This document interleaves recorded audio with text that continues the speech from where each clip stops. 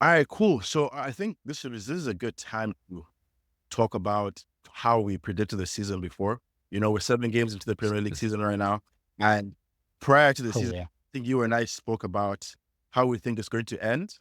And 7 games is a bit too. Let's talk about how it's gone, right? So, at the top of the table we have Liverpool.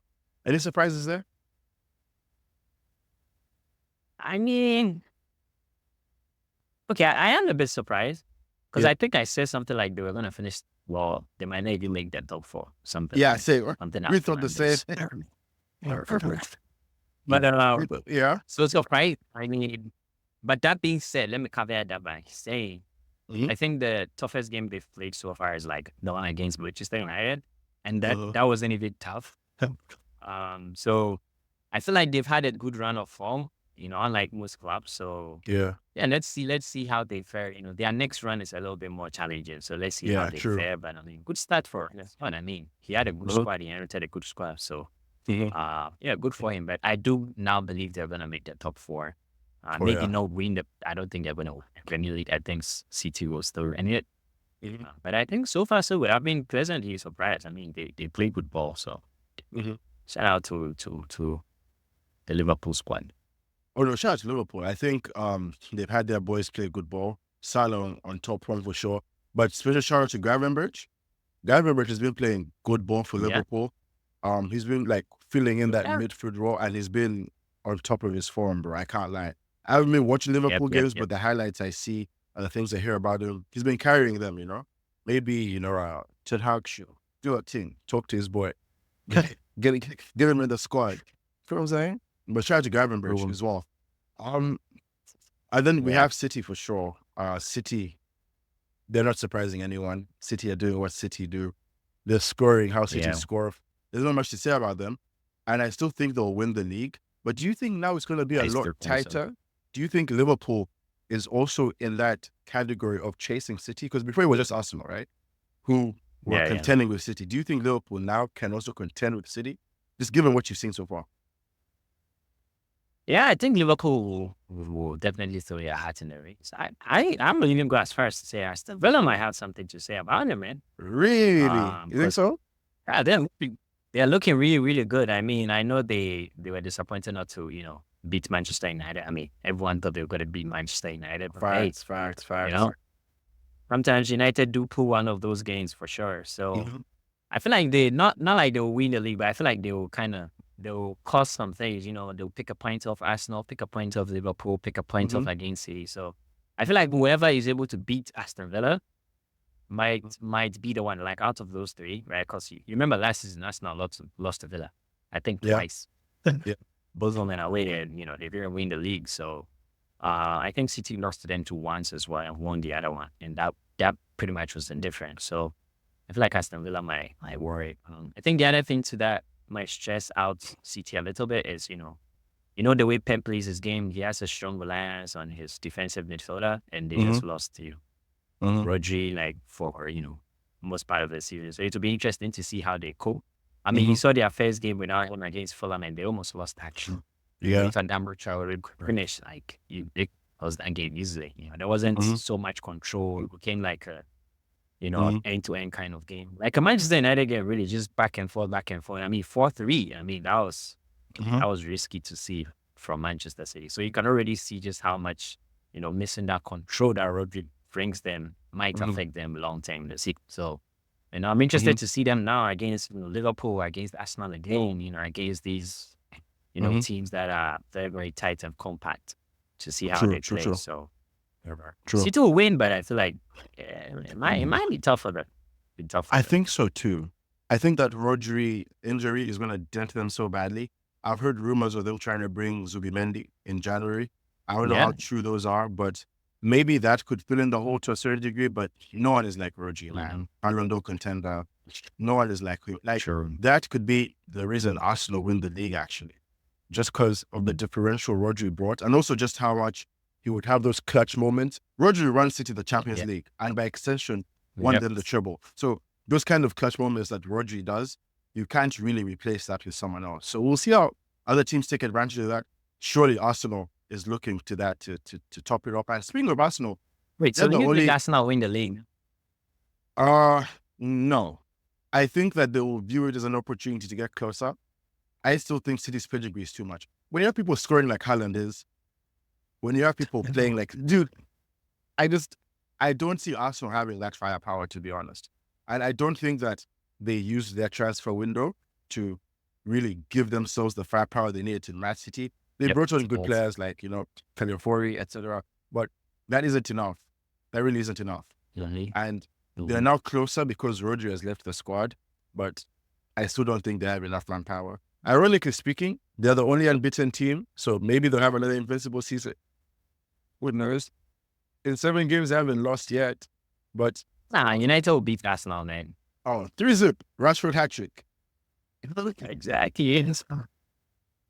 Oh man, that would be nice. I'd really like that. I'd really like that, and Yeah. you won't hear the end of it. But I think Arsenal's still up there. I mean, top 4, they're third right now. But even a Yeah. bigger surprise, bro. Let's talk about Chelsea, bro. Let's talk about Chelsea, bro. Oh my And the days. question where you two hatched on them some time ago, man. Dude, I battered Chelsea so much. Their playing kind of feels like a response to what I said, bro. Because I remember saying Chelsea would not even come close to the top 4. I said at best Bro. maybe top 10, top 8, I think. But the results they've gotten, the way they've been playing ball, bro, they've been in incredible form. They haven't lost any game in their past 5. They're balling. They've won 3 of their past 5. They haven't lost. But you Cole know, Palmer is the still way good ball. Chelsea is doing well, I'm kind of trying to draw a parallel to Manchester United in the sense that on paper, these players are good players, mate. I mean, if you assemble good players, they will cook, man. They will be trash forever. I mean, Towner is on them. I mean, they are left wingers. I mean, Sancho, man, Mudryk, man. Hey, bro, they have ballers. It's just the truth of the matter. If they have ballers, they will ball. Eventually, they will ball. That's just the fact of the matter. So, and me, I'm not surprised with Chelsea, to be fair. I mean, I had a little bit more faith in them. I still don't think they're going to finish top 4 because they are still like, they still struggle again. They will outscore the opponent, but they still concede. They have very bad defense. So I still feel like, some teams can go there and like get a job done. You know what I'm saying? So not top 4, but top 6, they could make it. But yeah, Chelsea, pleasant surprise. I'm pleasantly surprised as well. I think I was too harsh on them. And for any Chelsea fan listening to this, You were, man. Chelsea fan, not for Jojo. Yeah, I think I've been properly put in my place. Chelsea are playing phenomenal ball. They have one of the best players currently in the world right now in Cole Palmer. And that man doesn't seem like he's going to stop. I think he's the reason why they're balling like this. And like you said, you have good players, you play good ball eventually. You have one of the best players. Even if you concede, you will concede 2, score 6, and that player will score 4. You feel me? So shout out to Cole Palmer and Chelsea. I think Maresca is also doing good. Maresca won Manager of the Month, right?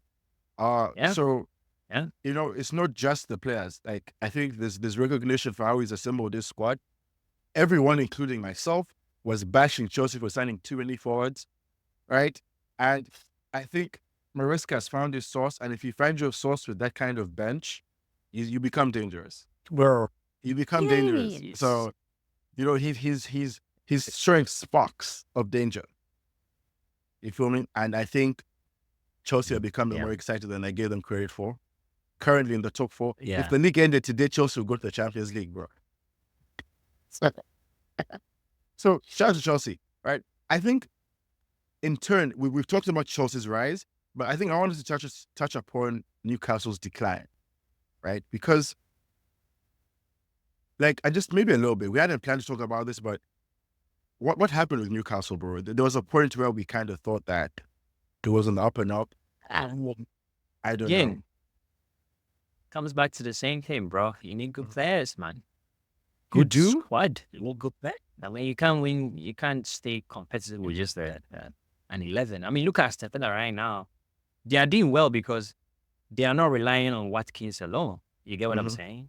Like, Duran is now, there are games in where they needed Duran to come and score from the bench. You get what I'm saying? Newcastle don't have that. If Isaac is injured, I mean, where are the goals coming from? You know what I'm saying? If Gordon is not playing, maybe you go to Harvey Barnes. You know, they wanted Mark Gahey, you know, for the defense line. They didn't get him, you know. So if Mm-hmm. one of those defenders are injured, you're already in trouble. Trippier, I mean, he's already, you know, legs are gone already. So I feel like Newcastle, it's really just a transfer market that beats them. You can't blame the coach, man. You know, he's been really dealt with poor. So it, that's what I think. And when I think about Newcastle, it's the same thing with Spurs. No matter how great the manager is, those Mm-hmm. players are just average, man. So they can cook United and be all celebrate too. You know what I'm saying? You know, do the maddest thing with the arrows and everything. But you walk up to Brighton and you just go, just like that. Sure. You know what I'm saying? Sure. So football, man, football is an interesting game. But at the end of the day, man, you need proper, like Chelsea are doing well and are gonna Mm-hmm. do well because they have arguably the best attacking midfielder in the world, right? In Cole Palmer. You know what I'm Mm-hmm. saying? Mm-hmm. Manchester City have the best striker on the planet. You know, Mm-hmm. Arsenal have arguably the best centre back pairing on the planet. You get what I'm saying? Aston Villa have the best super sub on the planet right now. Like, Mm-hmm. what can we say about Manchester United and Spurs? You know, Spurs have the best manager when it comes to fighting journalists.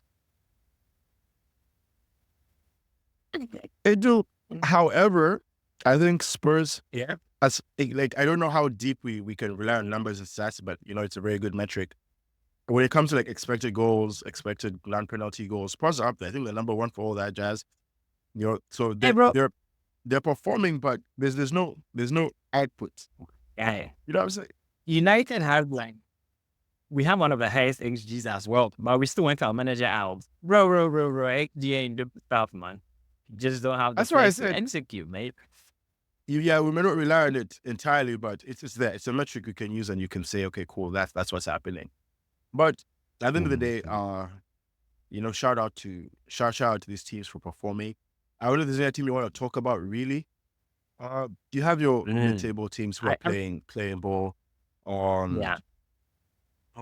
but Actually, West Ham, you know, West Ham is like kind of underperforming, you know, and I kind of you predicted put that so they're much going to be stock in surprised. West. Yeah, Ted, you put so much stock in West Ham. The players, You West Ham are actually the money. West Ham is the He's the money. manager. I mean, that guy is just what. Yeah, it is, man. Like, what are you doing leaving Kudus on the left wing? My guy should be the attacking midfielder or playing as a right wing. I don't know what he's doing, mate. Like, the way he's setting up the team is already it's a problem. Mhm. So West Ham, I think with coach. You know who cooked for just- West Ham? Erik Den Hag. I really can say that. Oh my days, I guess so. I mean, West Ham, you have a personal investment into West Ham with our star boy, our real star boy. man. But hey, All maybe right, your new star boy star should come boy. to United. Do you think your star boy will return at United?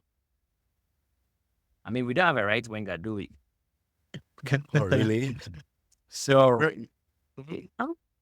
Very- I think he Is might his- do a good job. Yes, he's left-footed, right? If I'm not mistaken. Yeah, left footed. And he Okay. can play in midfield too, like strong in midfield. Like those runs he Mhm. makes with the ball, we need that. We need runners from the midfield with the ball, and he's that guy. You know, I can just True. picture him just taking the ball halfway line and just running through, man. Man, he's gonna be a proper United baller. But hey, we'll see, man. So yeah, man. We'll I see. think I those guess. are my Yeah, me too. I just I think the table will look as is maybe until the next few or so games. We might see Liverpool take a couple of hits. We'll see after they play Chelsea. But for the rest of the teams, yeah. I think they they got some good games in. Shout out to Aston Villa for doing what they do. Yep. I still think Aston Villa has a fight to prove, has a point to prove, and I think they have the assembly of players and manager to make that happen. So we'll continue to see how that looks and how that works. But from now, this is just what we think about the table. We'll see you guys next week. Again, we've been away for quite a while, but more content coming for sure. We've recovered from that Manchester United shenanigans. And we'll see you guys soon. Thanks for watching. As always, like, subscribe, leave a comment, the whole jazz. And we'll see you guys in the next one. Peace. Yeah, and don't forget we're on. So we have the audio available on Spotify and Yes. Apple Podcasts now. So Mhm. if you want Yes. the audio only, it's a Mhm. listen. Cool for the gym, especially. Just Exactly. plug in You and feel it's there. plug in all those Yeah. long drives, plug in, and we'll see you guys in the next one. Take care. All right. Bye.